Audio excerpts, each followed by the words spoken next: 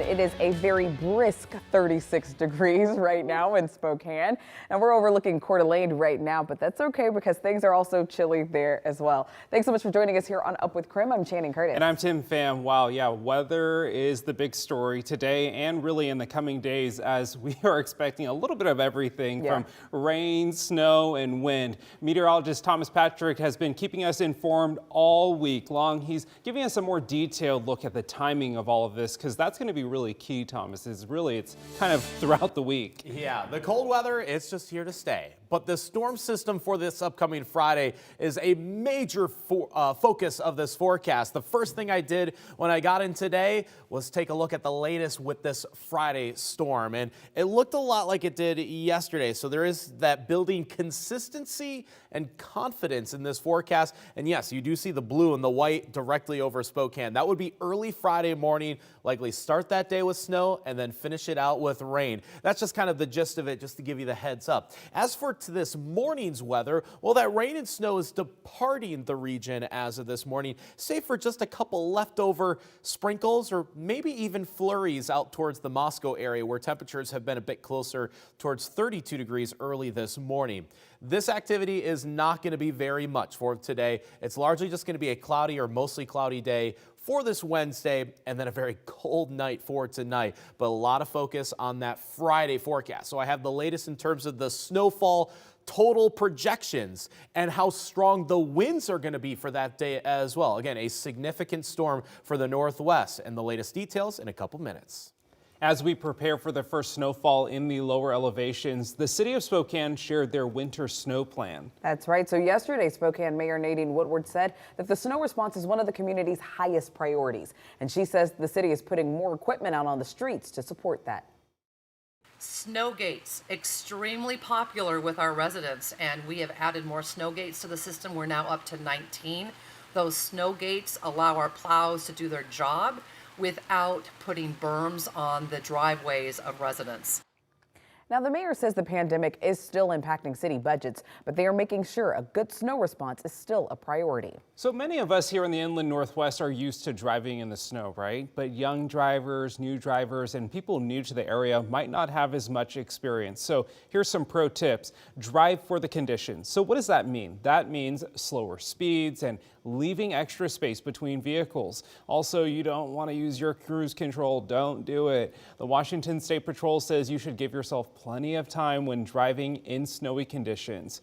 So let's talk about some more helpful tips. A fresh oil change never hurts. Also, make sure you have no freezing windshield wiping fluid. And speaking of that, also a good idea to replace those windshield wipers now.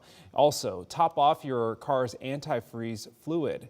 Now, when it comes to what to keep inside your car, we're talking about a shovel for snow, if you get stuck. Also, maybe some cat litter. A viewer wrote us in and said, keep some cat litter with you, not a bad idea. Also, a brush and an ice scraper to remove snow and ice off of your car, and an emergency kit. This might include a first aid kit, some snacks, a blanket, and some water, just in case you do get stuck on the road for a few hours.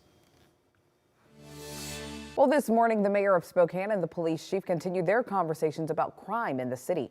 During a telephone town hall last night, Mayor Woodward said that her $1.2 billion budget for next year will focus on people and public safety. According to data from the city, property crime is up 24%. Spokane Police Chief Craig Meidel says the police department will add an additional 40 officers to their patrols this January. We're also going to be going to a little bit of a different sector.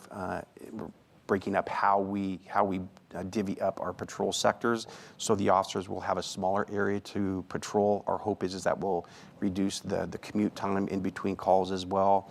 And so we anticipate the community should see a difference in January, because we are moving more of those patrol officers back into the field.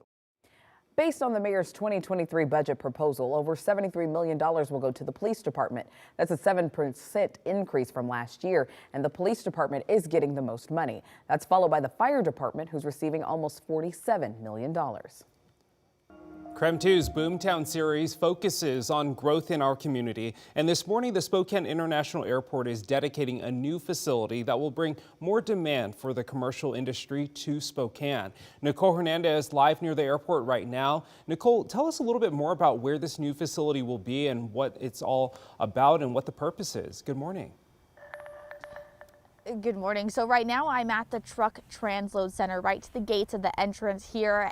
This is where the airport is going to be building several new warehouses, and the actual airport itself is behind us, west of us here. Take a look at this aerial. You can see just how close together these two plots of land are. The airport finished phase 1 of the project back in 2019. That included adding over 1.5 miles of new rail line connecting to the airport. Now they're in phase 2. It's a $14 million project that will add tracks to the rail line, a new transload facility, new turnouts, and concrete staging areas. They started construction in September last year, and the airport is expecting it to be up and running by this upcoming spring. It should allow the airport to handle more commercial and industrial business. The dedication ceremony for this project is happening today at 11 this morning. Both the Spokane Mayor Nadine Woodward, Spokane County Commissioner, and the Spokane City Council President will be here speaking at the dedication. In Spokane, Nicole Hernandez, KREM 2 News. It's 7:07 right now. Let's take a look at your morning rush. More news in less time. A person is in jail this morning for stabbing someone near Peaceful Valley last night. According to Spokane police, the victim was stabbed in his arm and face. Now, he is reportedly in stable condition. This comes just 1 week after a body was found bound and gagged in that same area. A former Spokane police officer convicted of rape has now filed an appeal. Nathan Nash's attorneys filed this appeal of his conviction and sentencing on October 14th, just 1 day after he was sentenced to 14 years in prison on 2 rape charges. Those charges stem from separate incidents where Nash raped 2 women while on duty in 2019. He'll be in court again in December to face an official misconduct charge. Well, Washington Governor Jay Inslee is honoring this 14-year veteran of the Washington Department of Fish and Wildlife. This is Canine Coulter. Now, Coulter has helped catch poachers by finding illegally killed game and has helped educate people on how to coexist with wildlife. Now, he has been with the department since he was just 3 months old, just a pup on the force, and he will now enjoy some retirement after many years of service. So hopefully he'll spend a lot of time with some treats and playing out in the yard as well. He deserves it. He deserves a lot of it. Well, that's a look at your morning rush.